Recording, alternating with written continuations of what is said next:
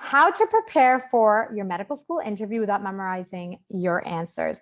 Hey, BMO Nation, welcome to another episode of our One Question podcast. My name is Ronza, lead admissions expert here at BMO, and I am joined with the lovely Meng Yang, another lead admissions expert at BMO. Now, we have nothing to sell you, just pure strategies, you guys, and tips, so everyone has equal access to education, of course. Now, in case you've never watched or listened to one of these before, they're completely unscripted, so there's no visuals, no audio, no special effects of that nature at all. We have 10 minutes, and I'm going to set the timer here to tackle a new topic each week. Now, this week's topic is, of course, how to prepare for your medical school interview without memorizing any answers. All right, so I'm starting the time right now. Okay, Meng, this is a big one. How can applicants, how can students even prepare for this? What's your first, I guess, tip that you think is often neglected that students should definitely consider? Okay, well, it is a big question, and I kind of want to start with why you don't want to memorize answers in the first place. Like, why isn't that a good strategy? And it's because if you do that, then every new question you get is going to be exactly that, completely new, right? You haven't actually built on any kind of foundations to be able to generalize your knowledge and your strategies to the questions that you get in the future.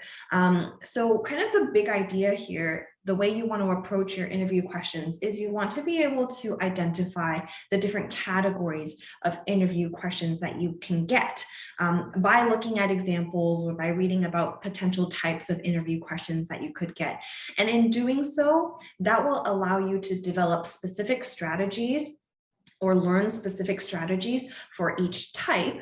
And that way, once you get a new question, all you have to do is slot it into one of the categories that you're already very familiar with, and then use the pre-established approach to answer that question. That's going to take a lot of stress off of you. It's going to take a lot of the burden and anxiety off of you when you approach interviews. It's going to make you a lot more confident and feel competent, and actually then end up succeeding with the interviews. Wonderful. And I think we can't emphasize that again. There is a way to go about this without memorizing it. Now, you mentioned categories, and I'm sure everyone's excited to learn about these categories. What's a big category? Give us one potential type of question, and I guess our strategies of how to approach that. Mm-hmm. Well, the interviews are intended to get to know you. So a very common question type is a personal question, what we call a personal question. These are questions that ask the candidates something about their experiences, what they've learned, trying to gauge some of their traits, those types of questions. And the way you want to approach these is, of course, you want to talk through a relevant experience. You want to be concise here. You don't want to go on forever, because what you'll learn very soon is that it's not just about the experience. It's really, your answer should be really focused on the next part of your answer, which is what you have learned from that experience. Help the interviewer to see that it wasn't just something that happened to you, that you were able to look at that situation, look back at it, analyze it, and grow as an individual and progress in whatever you were doing. The next thing you would want to do, and you should do, is make that learning relevant to whatever profession or career, whatever you're interviewing for, essentially. So if that's medicine, you want to make it relevant to what you'll be doing as a medical student, as a physician, etc. And that's kind of the three parts. Really briefly, again, the experience itself, concise description, the learning outcome, the takeaways, and the application. Wonderful. Okay, now I know one thing that I always hear from students, and they're always intimidated by, are like hot topics or policy questions. And oftentimes I hear, do I read everything? I mean, how do I even go about this? How can a student, without memorizing, approach a policy type question or a hot topic type question? What would you advise a student? Well, there definitely is a structure to approach this question, but I will say this is the one kind of question where you do want to have a certain amount of knowledge about different topics, different topics that might come up in your field, or just kind of in general. And to do this, you just want to stay on top of the news, read about the specific events that are happening within your field, for example, within medicine, and just kind of have an idea of what's going on in the world beyond your undergraduate studies or whatever you're doing. In terms of the actual way to approach such a question, this can be used for any kind of topic that you encounter. The key thing you want to do here is to be completely objective with your answer. So you don't want to make any assumptions. You don't want to come off as being someone who has certain biases. So the way to start is first acknowledge the topic and kind of give a brief background about what you know about that topic, and then go into the pros and the cons, or the arguments on each side of the policy or controversial topic, to show that you are aware of the different perspectives that can be brought to come to a conclusion about the topic. After you've done that, then you can safely say what your own opinion is, what your own stance is.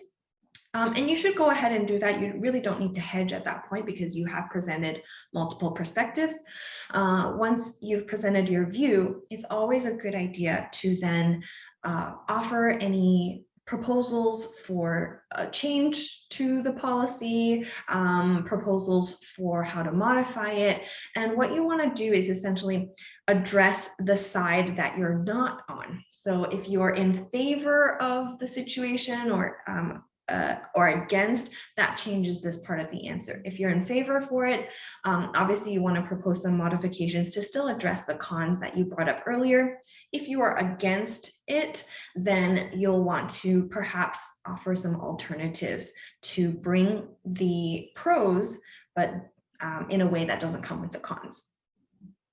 Wonderful. And, just to emphasize something that Meng mentioned in preparation for policy is reading, right? And staying on top of that. That's something so easy that you could do in the morning, that, you're on your phone constantly. Subscribe to different, whether it be news outlets or any, journals that you like to follow or publications that you like to read, and just stay on top of it. Now, we mentioned how to approach personal questions. Now, you might not know what type of personal questions that you might receive. So I think the same concept with what Meng mentioned is being proactive is you could do the same thing with personal questions.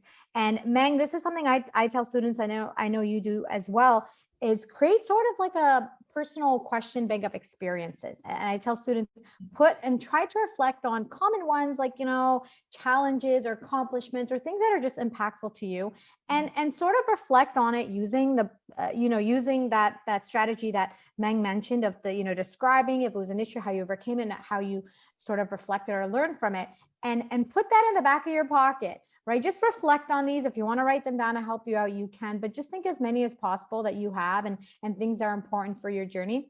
Write them down in the structure that Meng mentioned and have them down. And I think that's going to serve your memory also, and not memorize in the sense of memorizing how to say it, but just being able to recall personal experiences, because at times, when you're put on the spot, it is challenging. Okay. So we tackled personal questions, which are very relevant, very common in policy. And we have about 2 minutes or so to tackle one of my favorite types of questions, and some things that, a lot of times I hear from students is, well, I get hypothetical scenarios and there's so many, like, how could I possibly approach this in a sensible way where it's strategic and I'm not memorizing anything? What would you say for hypothetical or scenario questions, Meng, and how can a student approach those to be successful in an interview? Well, just like policy questions, you also want to approach these in a non-biased way, in a non-judgmental way. They're often phrased in a way to throw you off or kind of inseminate some bias into your answer. And you want to just take a step back and to assess the hypothetical situation without those kinds of assumptions or biases. So you can begin by doing what I feel is the most important part of the answer, which is to identify what the most pressing issue is. What is the problem you're trying to solve? What is who are the individuals you are trying to protect? Who is vulnerable? Who could be impacted, right? And to focus on the people, because it's always about the people and in what ways they could be affected by what's going on. Once you've done that, then you can go ahead and figure out what pieces of information are missing from the prompt that I need to know in order to make a sound judgment about what to do. And this is what we call gathering information. And you could propose to do this by talking to individuals who might have that information, or you can talk about getting that information through research or by viewing video surveillance. There's lots of different ways to get relevant information. Once you've discussed what kinds of information you want and how to get it, then you can begin to outline 2 to 3 hypothetical outcomes of pathways that could result from the situation, and then to discuss the unique ways in which you would deal with the situation given those different outcomes. And here you can start from best case to worst case. We always say best case helps you to appear non-judgmental. You don't want to jump to worst conclusions. But then getting to the worst case is also really, really important, because that's where your solutions demonstrate really, really important traits such as problem solving, critical thinking, etc. Perfect. You for starting the timer. Right at the nick of time, Meg. So there you have it, you guys. We talked about, the common questions that you can certainly receive in an interview, from policy to personal to scenario. Thank you so much for watching or listening. And we hope that you enjoyed this as much as we loved making this for you. And if you did, go ahead, share this with a friend, subscribe so you don't miss a future episode. And if you have questions, please leave them in the comment section and we'll be sure to get back to you. See you next time.